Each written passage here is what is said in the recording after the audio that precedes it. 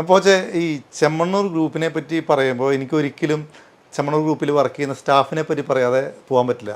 കാരണം പലപ്പോഴും പല സ്ഥാപനങ്ങളിലും ഇപ്പം അവർക്ക് സ്റ്റാഫിനെ പേടിയോ അല്ലെങ്കിൽ അവർ വിശ്വാസമില്ല, അവർ സ്റ്റാഫിന് വിശ്വാസമില്ല. പക്ഷേ ഇവിടെ ചെമ്മണ്ണൂർ ഗ്രൂപ്പിൽ വന്ന സമയത്ത് അത് നേരെ തിരിച്ചാണ്, സ്റ്റാഫാണ് മെയിൻ. എന്താണ് ബോച്ചയുടെ ഒരു മന്ത്രം, ഈ സ്റ്റാഫിനെയൊക്കെ ഇങ്ങനെ കൂടെ നിർത്തുന്ന ഒരു മന്ത്രം എന്താണ്? നമ്മളിപ്പോൾ ജീവിക്കുന്നത് ഓക്സിജൻ ശ്വസിച്ചിട്ടാണ് എന്ന് പറഞ്ഞ പോലെ ഒരു ബിസിനസിന്റെ ഓക്സിജൻ ജീവനാണ് സ്റ്റാഫ്.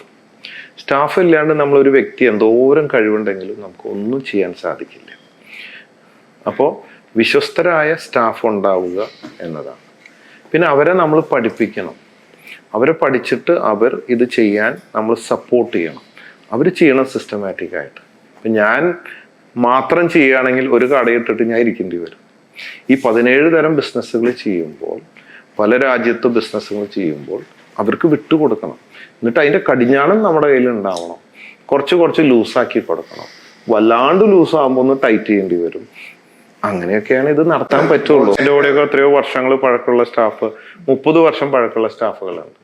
അവരൊക്കെ നമ്മൾ അങ്ങനെ മെയിൻറ്റെയിൻ ചെയ്യും. ചിലർ വന്ന് 6 മാസം കൊണ്ട് പോകും. അത് അപ്പ കണ്ടവൻ അപ്പാന്ന് വിളിച്ച് ചാടി നടക്കുന്ന ആൾക്കാരുണ്ട്. അത് നമുക്കൊരു ഗുണമില്ല, അവർക്കും ഗുണമില്ല, വേറെ ആർക്കും ഗുണം ഉണ്ടാവില്ല.